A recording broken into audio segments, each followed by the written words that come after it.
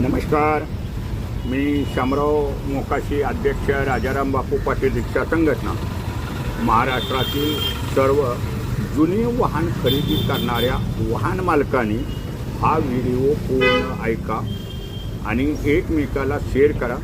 प्रत्येकानं मूचवाले मोकाशी यूट्यूबचे व्हिडिओ पूर्ण ऐकत जावा, एकमेकाला शेअर करत जावा. आता महाराष्ट्रात स्क्रॅपिंग ॲक्ट हा झालेला आहे. कायद्याची प्रणावली ही चालू झालेली आहे. आता सर्व वाहनांचं वय म्हणजे सार्वजनिक वाहतूक व्यवस्थेतील येणारी वाहनं म्हणजे कुठली रिक्षा, टॅक्सी, शाळेच्या बस, प्रवासी वाहतूक बस, हे ट्रक, टेम्पो, ही सर्व वाहनं सार्वजनिक वाहतूक व्यवस्थेत येतात आणि ही 15 वर्षानं प्रवासी वाहतुकीतून बाद होणार आहेत, हे मात्र लक्षात ठेवा.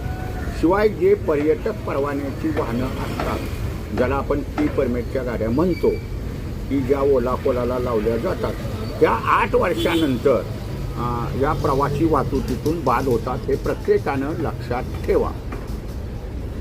तर जुनं वाहन घेताना मात्र विचार करा. पण आता मोटारसायकल वगैरे जे आहेत, समजा खाजगी मोटरसायकल, तुमची खाजगी गाडी, त्यांना रिटेस्ट म्हणजे पुनर्रजिस्ट्रेशन हे करावं लागतं. मग तुम्हाला ते 5 वर्षासाठी आयुष्य मिळतं. म्हणजे पुन्हा ते वाहन तुम्ही 5 वर्ष चालवू शकता. आणि ह्या ॲटोमेटिव्ह मशीनवरती ह्या टेस्टिंग केल्यानंतरच तुम्हाला त्याला मान्यता मिळणार, त्याचं फिटनेस नूतनीकरण होणार, त्याची पुनर्नोंदणी फी ही तुम्हाला भरावी लागते. आजची वस्तुस्थिती अशी आहे की कोणीही कचऱ्याच्या भावात गाड्या ह्या विकत असतात. आपण प्रत्येकाची इच्छा असते की आपल्याकडे वाहन असावं, म्हणून सर्वसाधारणपणे बऱ्याचशा जनतेचा कल असा आहे वाहन खरेदी करणाऱ्याचं, आपण जुनं वाहनही घेतो.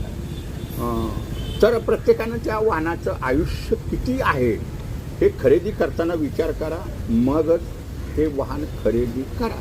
कारण विकणारे हे वाहनं विकून पैसे घेऊन बदलेला होतात आणि सर्वसामान्य लोकांना त्याचा त्रास होतो. शिवाय वाहन ज्या वेळेला आपण खरेदी करतो, दुसऱ्याचं वाहन घेतो, तर त्याच्यावरती खरेदी करताना प्रथम त्याच्यावरती फाईन किती आहेत ते बघा, त्याच्यावरती कुठल्या काही केसेस आहेत का बघा, नाहीतर तो तुम्हाला विनाकारण मोठा मनस्ताप होतो.